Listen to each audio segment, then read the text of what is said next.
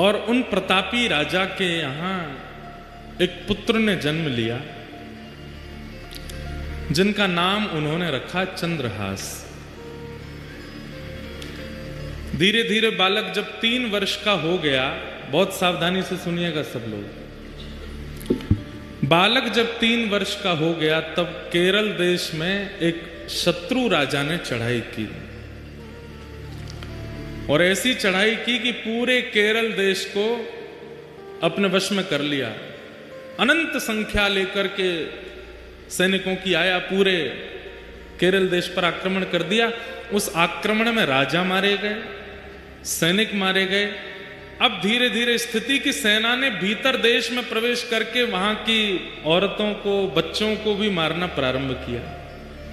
जो क्रूर राजा जिसने आक्रमण किया था उसको पता चला, बोले कि राजा मर गया, रानी मर गई, पूरा परिवार मर गया, एक इनका 3 वर्ष का बालक है वो अंदर भवन में है, उसको मार दो तो आपकी विजय हो गई इस देश पर। जैसे ही उस राजा ने अंदर प्रवेश करना प्रारंभ किया तो एक धाई मां, जो बालकों की आजकल कह दें तो बेबी सिटर करते हैं ना, बच्चों की जो ध्यान रखते हैं, दूध पिलाना, खिलाना, नहलाना, बड़े बड़े घरों में रखते हैं लोग, एक धाई मां, उनकी एक धाई मां चंद्रहास राजा, चंद्रहास बालक की, उसको जैसे ही पता चला कि कोई आक्रमण में सब मारे गए हैं और अब वो राजा यहीं आ रहा है इस बालक को मारने के लिए, तुरंत बालक को उठा करके उसके जितने राजकीय वस्त्र थे सब उतार दिए, सोने चांदी आदि जो भी उसने पहन रखा था सब उतार उतार करके फेंक दिए। मैले कुचैले वस्त्र जो सामान्य लोगों के होते हैं वो बालक को पहना दिए, कालीत उसके मुख पर पोत दी, अजीब सा उसका रूप कर दिया, केश बिखेर दिए, कड़ूले आदि सब उतार उतार करके फेंक दिए और अपने सौल में लपेट करके बालक को लेकर के जा रही हैं। बालक से कह रही हैं, 3 वर्ष के हैं अभी चंद्रहास, कह रही हैं कोई अगर पूछे कि ये कौन है तो तुम धाई मां मत बोलना है, बोलना ही मेरी मां है। बेटा आज से मैं ही तेरी मां हूं। माता पिता दोनों चले गए, पूरा राज्य नष्ट हो गया। धाई मां ने बालक को अपनी सौल में लपेटा, गोद में लेकर के पीछे के रास्ते से सामान्य लोग जहां से भाग रहे थे वहीं से निकल के जाने लगी। जगह जगह नाकाबंदी पर सबको देखा जा रहा था। अंदर से राजा ने घोषणा कर दी कि राजकुमार को लेकर कोई भाग गया है, ढूंढो उसको, कहां है। बहुत सुंदर चरित्र बंधुओं, सावधानी से सुनना। बालक को लेकर के धाई मां जैसे ही बाहर आने लगी तो एक सैनिक ने रोका। कौन हो? महाराज मैं तो सामान्य स्त्री हूं, मेरा घर जल गया, पति मर गए, जा रही हूं कहीं, भाग जाऊंगी, मुझे भी मार देंगे नहीं तो।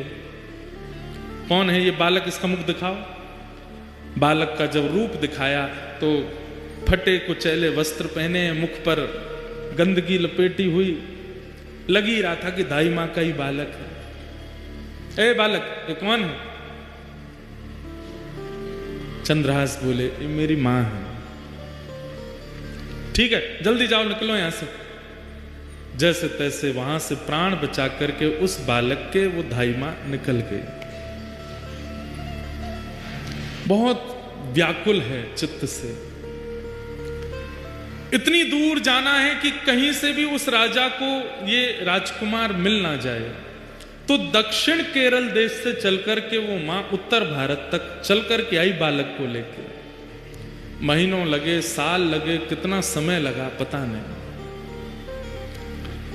और ग्वालियर के पास में जो कुंतलपुर गांव जिसके बारे में हम लोग सुनेंगे, जहां के ये राजा बने कालांतर में, वहां पहुंच गए।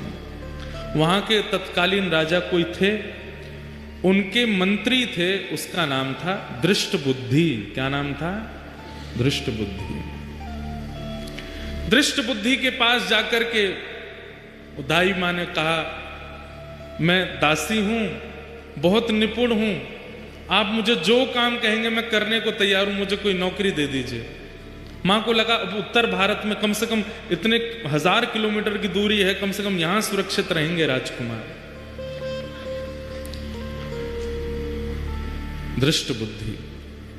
दृष्टबुद्धि कुंतलपुर के राजा के मंत्री हैं। मंत्री ने जैसे ही देखा, अच्छा ठीक है, हमारे यहां तो बहुत सेविकाएं हैं, काम तो लगे रहते हैं, क्या कर सकती हो? बोले जो कहोगे वो करने को। और ये तुम्हारा बालक, ये तो छोटा है, खेल लेगा यहां बाहर बच्चों के साथ में, ठीक है। और वहां उस धाई मां को एक नौकरी मिल गई, राजा के दरबार में कुछ काम आदि करती। और चंद्रहास राजकुमार,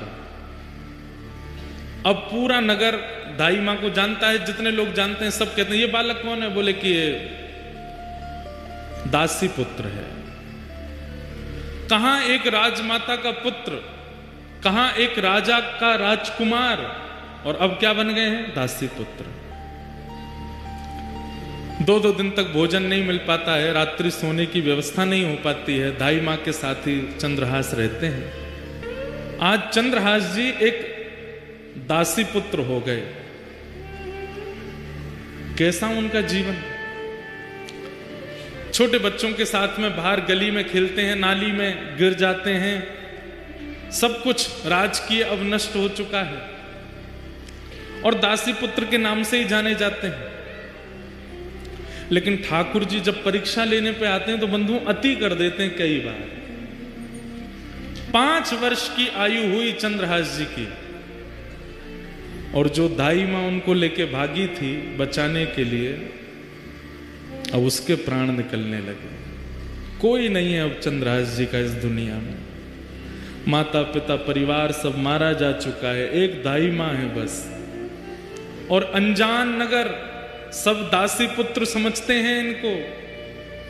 चंद्रहास जी गए अपनी मां के पास, दाई मां के पास, तो देखा बिस्तर पर पड़ी, बुखार चढ़ रहा है, सिर दबाने लगे। मां आपको क्या हुआ? चंद्रहास का हाथ पकड़ लिया, बालक अब मैं जाने वाली हूं, आप जा रही हो, मैं किसके पास जाऊंगा फिर? मेरा कौन है यहां पे? माता पिता जा चुके हैं, आप मुझे यहां ले आई, मैं आपको ही मां मानता हूं, यहां सब लोग मुझे जानते नहीं है, मुझे कोई पूछता भी नहीं, आप भोजन कराती हैं तो मैं खाता हूं, आप मुझे नहलाती हैं तो मैं नहा लेता हूं, मैं किसके पास रहूंगा अब? सुनो चंद्रहास, इधर आओ, आज के बाद कोई पूछे तुम्हारी मां कौन है तो कहना कृष्ण मेरी मां है। कोई पूछे तुम्हारे पिता कौन है तो कहना कृष्ण मेरे पिता है। कोई पूछे कि तुम्हारा आश्रय कहां है तो श्री कृष्ण के चरणार बिंदों को ही अपना आश्रय बताना। कोई पूछे तुम्हारा सर्वस्व कौन है तो कृष्ण ही तुम्हारे सर्वस्व है। बोलो चंद्रहास तुम्हारी मां कौन है? चंद्रहास रोते हुए बोलते हैं कृष्ण मेरी मां है। जानते भी नहीं है कृष्ण है कौन, बस मां समझा रही है। कौन है तुम्हारी मां? कृष्ण मेरी मां। तुम्हारे पिता कौन है? कृष्ण मेरे पिता हैं। तुम्हारे सर्वस्व कौन है? कृष्ण मेरे सर्वस्व। और यही कृष्ण मेरे सर्वस्व, कृष्ण मेरे सर्वस्व कहते कहते कहते दाई मां ने भी प्राण त्याग दिए। अकेले रह गए हैं चंद्रहास पूरी दुनिया में, अब कोई नहीं है उनके पास। नारद जी कथा सुना रहे हैं और सामने बैठ के कृष्ण अर्जुन दोनों रो रहे हैं चंद्रहास जी का चरित्र। चली गई मां, किसी के घर में किराए पर या कैसे भी रहती थी, उन घर वालों ने अब चंद्रहास जी को घर से निकाल दिया। मां तो थी, काम करके कुछ देती थी, अब तू अकेला क्या करेगा यहां पर, निकल जा। छोटे से 5 वर्ष के चंद्रहास निकल गए घर से। कभी किसी वृक्ष के नीचे सो जाते हैं, कभी किसी तालाब के पास पहुंच करके वहां जल पी लेते हैं। नगर में ही रहते हैं, किसी ने नगर से नहीं निकाला, पर अपने घर कोई नहीं बुलाता उनको। जो बच्चे खेलने आते थे वो भी अब दूर दूर रहने लगे, बस एक ही बात रटते रहते हैं, कृष्ण मेरी मां है, कृष्ण मेरे पिता हैं, कृष्ण मेरे सर्वस्व हैं। कृष्ण मेरी मां है, कृष्ण मेरे पिता हैं, कृष्ण मेरे सर्वस्व। कभी कोई साधु महात्मा मिल जाते, अरे बालक अकेले कहां घूम रहे हो, छोटी अवस्था, मां कहां है तुम्हारी? कृष्ण मेरी मां है। अरे पिता कहाँ है तुम्हारा? कृष्ण मेरे पिता हैं। घर कहाँ है तुम्हारा? ठाकुर जी के, कृष्ण के चरण ही मेरे घर। संत जन देख करके सुन के बड़े खुश होते, हृदय से लगाते, फल आदि दे देते। तो चंद्रहास जी खूब प्रेम से पाते। 5 दिन हो गए, प्रसाद नहीं मिला, खा लेते।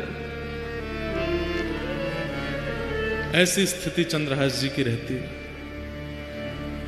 कुछ गांव के बच्चे उनको मित्र तो मानते थे, पर दूर से ही उनके साथ में देख करके बस दूर ही रहते थे, माता पिता जाने नहीं देते थे। एक दिन चंद्रहास बैठे, कुछ बालक छुप करके आ गए उनके पास। बोले चंद्रहास हमारे साथ कुछ खेलो ना। बोले कौन सा खेल खेलोगे? बोले तुम बताओ, वही खेलेंगे। बोले बाकी खेल तो मुझे नहीं आते, कीर्तन रूपी खेल आता है। बोले कीर्तन रूपी खेल ही खेलो। बोले इसमें क्या करना पड़ता? बोले एक गाएगा, बाकी सब उसके पीछे गाएंगे। जीतेगा हारेगा कौन? बोले सब जीतेंगे, हारेगा कोई भी नहीं। कीर्तन रूपी खेल में कोई नहीं हारता, सब जीतते हैं।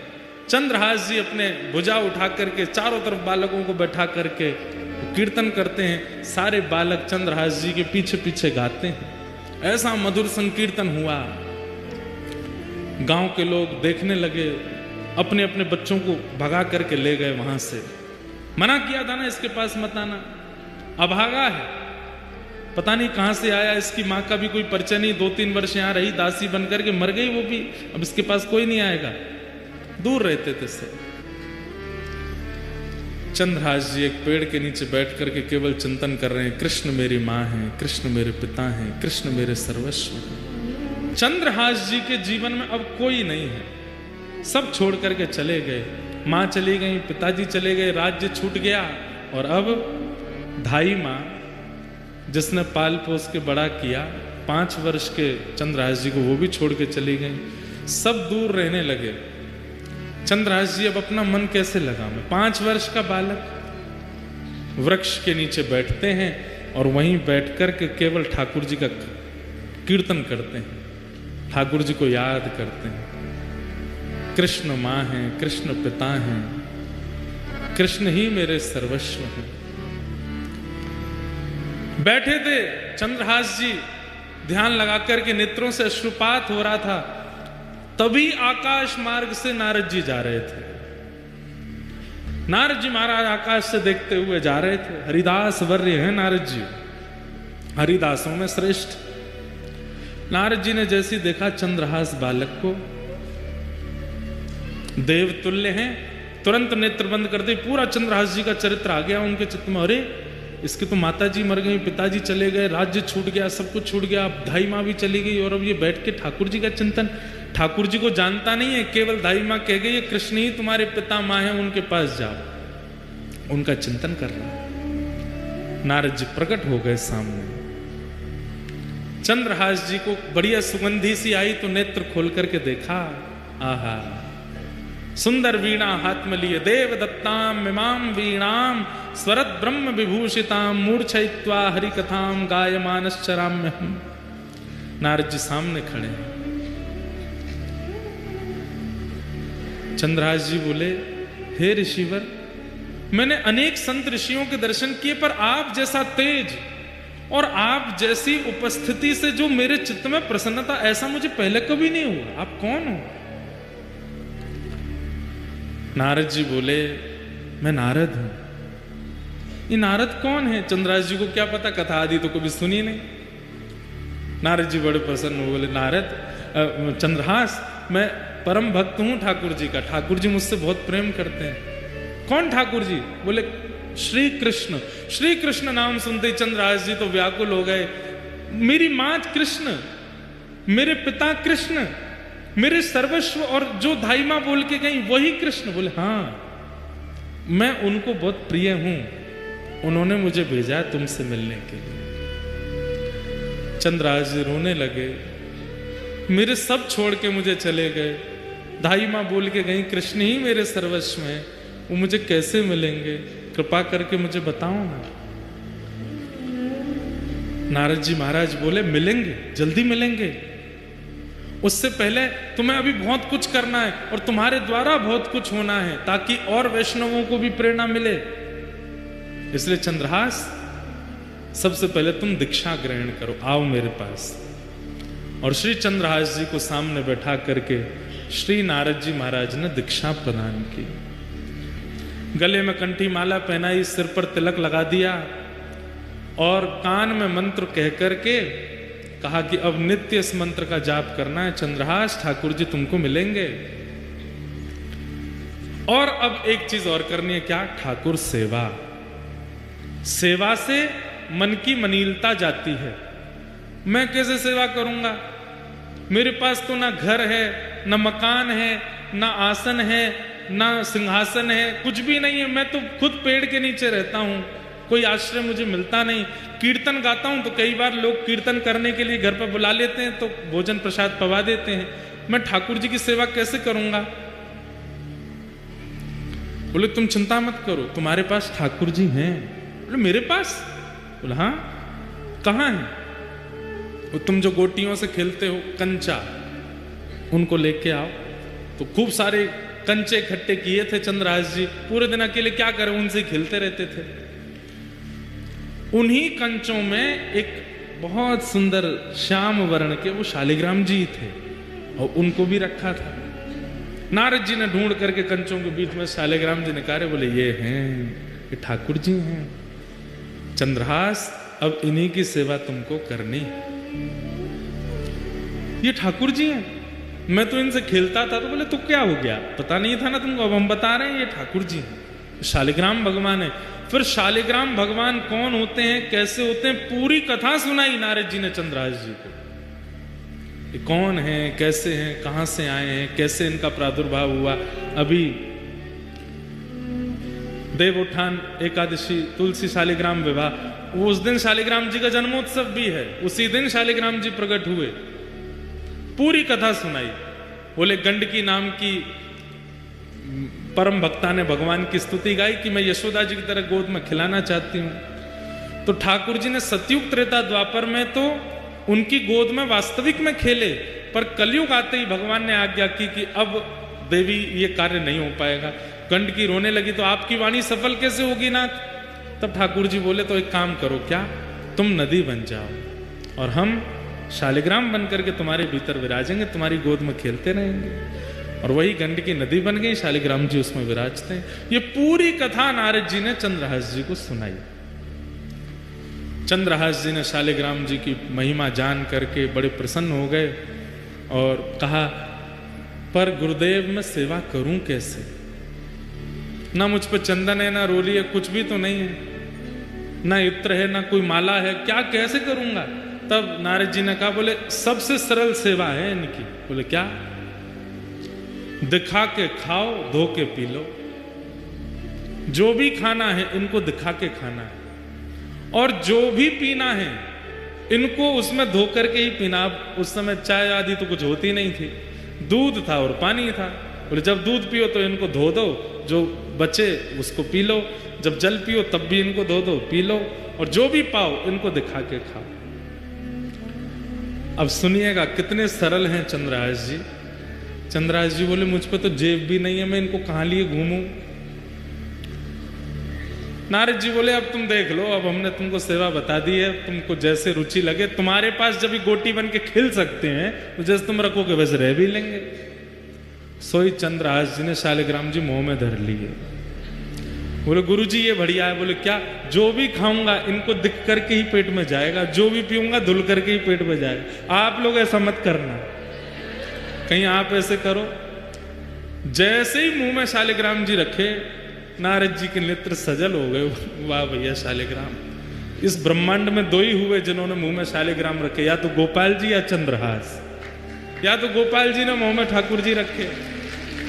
आज भी कहते हैं कि वो गोपाल शालिग्राम जी विराजमान है व्रज में। कई लोग बोलते हैं व्रज में विराजमान, कई बार उन पे दो दतुइयां भी गड़ी हुई हैं, ठाकुर जी काट गए उनको, दो दांत भी बने हुए।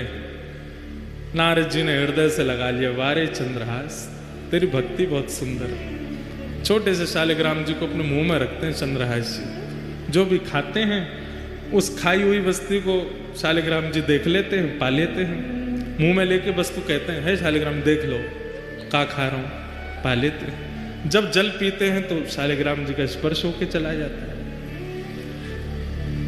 ऐसे चंद्रहास भक्त। नारद जी ने उनको पूरी विधि बता दी, भजन कैसे करना है, नियम कैसे करना है। नारद जी महाराज ने समझा दिया सब, खूब प्रेम से अपने गाल में रखते, सेवा करते। फिर नारद जी ने कुछ व्यवस्था बता दी, तो फिर मुंह में एक आध दिन ही रखे, फिर नारद जी ने आगे कुछ व्यवस्था करी तो वैसे रखते थे। पर कथा प्रसंग ऐसे ही कि उन्होंने मुंह में ही धल लिए थे पहले। अब चंद्रहास जी बड़े प्रेम से सेवा में लग गए ठाकुर जी की। चंद्रहास जी सेवा करते हैं ठाकुर जी की, और बस प्रार्थना जैसे गोपाल भट्ट जी करते हैं कि हे नाथ, प्रहलाद के लिए खंभ से प्रकट हो गए थे आप, मेरे लिए शालिग्राम जी से प्रकट नहीं हो सकते। और नित्य प्रार्थना करते हैं कि जैसे आप सबके लिए प्रकट भय नाथ, मेरे लिए कब प्रकट हो गए। ठाकुर जी से निवेदन करते हैं, वंदन करते हैं, प्रार्थना करते हैं। अब तो बच्चे आते हैं उनके पास खेलने के लिए, सब गोटियां रखते हैं, गोटियों का ही सिंहासन है, उसमें शालिग्राम जी विराजमान रहते हैं बीच में। बच्चे कहते हैं हमको और नहीं, यही वाली गोटी चाहिए।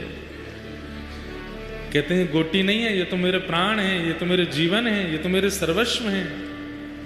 बच्चे उपहास करते हैं, गांव के लोग उपहास करते हैं, बोले गोटी को भगवान मान करके पूछता है। गोटी को भगवान मान करके घर घर जाते हैं, प्रार्थना करते हैं, मोए रोटी नहीं चाहिए, मैं आपको वापस कर जाऊंगा, मेरे ठाकुर जी विराजमान, उनको भोग लगा दूं। जाते हैं, भोग लेते हैं, अपने ठाकुर जी को अर्पित करते हैं। अर्पित करने के बाद फिर वापस उसी घर में जाते हैं, भोग लग गया ठाकुर जी का, अब आप पालो। तो दया करके घर के लोग कहते हैं नहीं कोई बात नहीं चंद्रहास, तुम ही पालो। चंद्रहास जी बड़े सुंदर थे। कई बार गांव के लोग उनके रूप माधुरी को देख करके बोलते थे कितना अभागा है, इसका भाग्य कैसा है कि इसकी माँ इसको लेके आई, चल बसी, आज इसका कोई भी नहीं है, पर इसका रूप देखो कितना सुंदर है, इसके रूप माधुरी आदि सब कितनी मनमोहक है। धीरे धीरे चंद्रहास थोड़े बड़े होने लगे, ऐसी स्थिति में ही रहते थे। तो दृष्ट बुद्धि जो मंत्री था उस नगर का, उसकी एक बेटी थी और एक बेटा था। बेटी का नाम था विषया। क्या नाम था? विषया। और बेटे का नाम था माधव।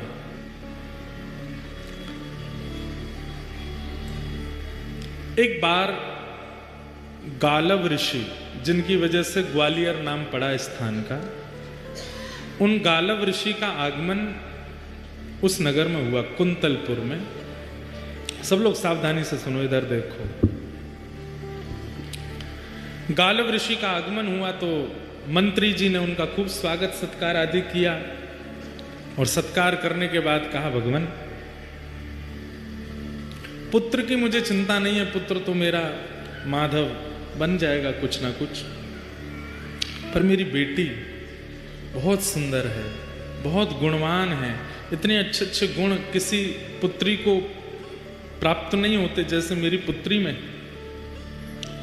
आप कृपा करके इसकी जन्म कुंडली या इसकी हस्तरेखा देख करके बताओ इसका भविष्य कैसा होगा।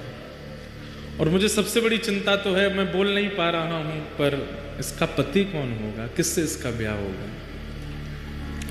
गालव ऋषि बोले लाओ दिखाओ। जैसे ही विषया का हाथ देखा, हाथ देख करके उसकी पूरी कुंडली आदि सब बना करके गालव ऋषि बोले दृष्ट बुद्धि, तुम्हारी पुत्री को परम सुंदर पति प्राप्त होगा, बहुत सुंदर। उसको देख करके सब न्यौछावर हो जाएंगे, इतना सुंदर स्वरूप उसका होगा, ठाकुर जी जैसा स्वरूप होगा। सुन करके पूरा नगर प्रसन्न हो गया, सब घर के लोग प्रसन्न हो गए, आनंदित हो गए, वाह सुंदर वर मिलेगा। तो दृष्ट बुद्धि गालव ऋषि से कह रहे हैं मेरी पुत्री की कुंडली देख के बताओ कैसा वर मिलेगा। तो बोले बहुत सुंदर होगा, रूप बहुत सुंदर होगा उसका। अच्छा, गुण, गुण इतना सरल, इतना सहज, इतना योग्य, इतना विशेष, इतना अद्भुत कि कोई भी उसके पास बैठेगा, उससे वार्ता अगर कर लेगा तो उसमें एक वशीकरण जैसा होगा, उसी का हो जाएगा, उसके भाव में मोहित हो जाएगा, ऐसा पति होगा। कार्य आदि क्या करेगा? बोले कार्य, बोले एक दिन वो बालक कुंतलपुर का राजा बनेगा। ये सुनकर के तो दृष्ट बुद्धि नाचने लगा, वाह वाह वाह, मैं मंत्री हूं, मेरी कन्या राजा को ब्याहेगी। ब्याह के बाद राजा बनेगा, ब्याह से पहले नहीं। बोले कभी बन तो जाएगा ना राजा? बोले हाँ राजा बनेगा, राजा से ही ब्याह होगा। बोले अच्छा, और बताइए और बताइए। गुण गुण बताते गए। बोले गालव ऋषि बोले सब गुण ही गुण हो ऐसा नहीं होता, कुछ अवगुण भी होते हैं। बोले अवगुण बताओ। बोले अवगुण ये, तुमसे उसका मेल नहीं खाएगा, तुम्हारी बेटी से बढ़िया चलेगी उसकी, पर तुम्हारी और तुम्हारे जमाई की बिल्कुल नहीं बनेगी। ये सुन करके अब वो दृष्ट बुद्धि सोचने लगा ये कैसे हो सकता है, मैं मंत्री हूं इस राज्य का, यहां का भावी राजा, उससे मेरी नहीं बनेगी। बोले हाँ तुम्हारी नहीं बनेगी, और जब तुम्हारी बेटी का ब्याह होगा तो तुम सबसे बड़ी बीच में रुकावट बनोगे। जब गुणों को सुनता है और अब जब अवगुणों को सुनना है तो मेल ही नहीं हो रहा है। बोले जो गुण आपने बताए उसमें मैं रुकावट कैसे बन सकता हूं? सुंदर है, गुणवान है, वशीकरण उसके अंदर होगा, और आप बोल रहे हैं उसमें भक्ति भी होगी। बोले भक्ति की चरम स्थिति, सामान्य नहीं, चरम भक्त होगा भगवान का। बोले ठीक है भक्ति चरम होगी, लेकिन राजा भी तो बनेगा वो कालांतर में, सब होगा, तो फिर मैं बीच में कैसे आ सकता हूं? बोले ये तो समय बताएगा, तुम बीच में कैसे आओगे, तुम्हारी उससे नहीं बनेगी, और तुम हर प्रयास करोगे उसको रोकने का, अपनी पुत्री का होने से। बेटी तो वहीं बैठी बैठी पिता को देखने लगी, पिताजी आप ऐसा मेरे साथ नहीं करोगे ना? बोले बेटी मैं क्यों करूंगा, अब ये बता रहे हैं वो तो सुनना पड़ेगा। ठीक है, सब बातें बताई। सब बातें बताने के बाद गालव ऋषि ने प्रसाद आदि पाया। बोले चिंता मत करो, बहुत अच्छा भविष्य होगा तुम्हारी बेटिया का, तुम बिल्कुल निश्चिंत रहना। ठीक है, थोड़ी चिंता में तो आ गया दृष्ट बुद्धि। जैसे ही गालव ऋषि जाने लगे तो सब लोग जाते हैं बाहर तक छोड़ने के लिए। उसी समय बाहर नगर के बालक, जिनके परिवार इतने बड़े नहीं है, छोटे छोटे घरों के बालक, वो सब खेल रहे थे चंद्रहास जी के साथ में। गालव ऋषि जैसे ही बाहर निकले तो उनकी तो दृष्टि ऐसी थी, वो जिसका मुख देख लें उसका भविष्य पता चल जाता था। चंद्रहास जी जैसे ही बाहर आए, बाहर आते ही उनकी दृष्टि ऐसे घुमाई नगर के ऊपर, वहां वो बालक खेल रहे थे, बीच में चंद्रहास जी का तो आकर्षण था ही रूप में। चंद्रहास जी को जैसे देखा, ओहो कुंतलपुर का भविष्य तो मेरे सामने खड़ा है। दृष्ट बुद्धि आया, कौन भविष्य मतलब? हे भगवान आप क्या कह रहे हैं? बोले वो बालक कौन है? वो बालकों के साथ जो खेल रहा है, जिसका स्वरूप बुद्धि इतनी सुंदर नहीं है, इतनी सुंदर है पर वस्त्रादि इतने शोभायमान नहीं, वो कौन है? दृष्ट बुद्धि बोला पता नहीं कौन है। अब ये 3 वर्ष के थे जब दृष्ट बुद्धि ने घर से निकाल दिया इनकी मां के मरने के बाद। बोले महाराज मुझे क्या पता, यहाँ तो बहुत बालक है, होगा किसी का बालक ऐसे ही डोल रहा है, आज वैसे तो पता चलता है कोई दासी का आदि का पुत्र होगा। इतने में ही दृष्ट बुद्धि का पुत्र आया माधव। बोले हाँ पिताजी भूल गए ये कौन है? बोले कौन है? बोले एक दासी नहीं आई थी हमारे यहाँ छोटे बालक को लेकर के, जिसने कहा था जो सेवा करोगे करूंगी, उसने प्राण त्याग दिए थे ये जब छोटा था। हाँ हाँ हाँ हाँ एक आई थी, केरल देश से आई थी। बोले हाँ वो जो बालक जिसको छोड़ के वो मरी, वही बालक है। गालव ऋषि बोले ये वो बालक है? बोले हाँ महाराज वो इसकी माँ हमारे यहाँ दासी थी, उसी का पुत्र, माँ मर गई, अब रहता है इधर उधर ही घूमता रहता है। गालव ऋषि बोले इसको पास बुलाओ।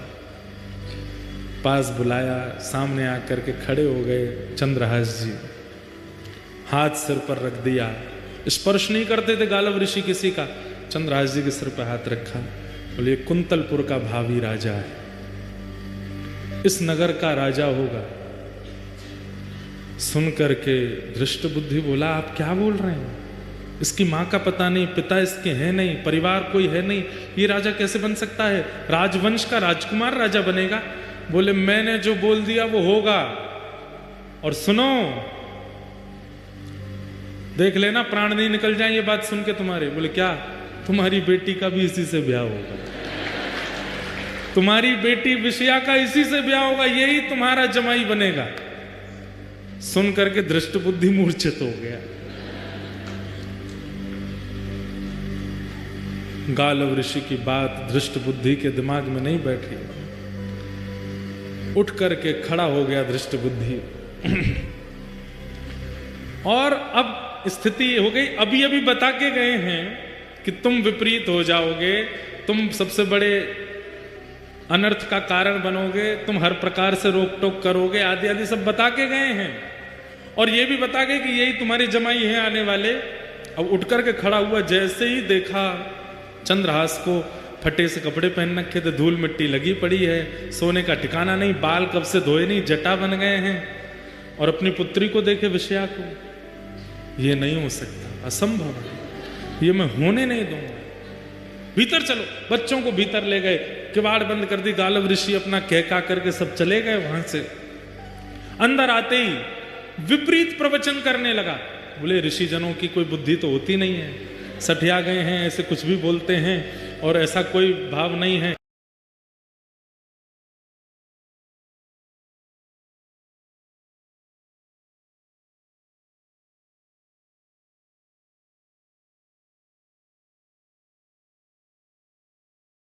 और बेटिया तू चिंता मत करना, एक श्रेष्ठ राजकुल का बालक आएगा, उससे तेरा ब्याह करूंगा मैं।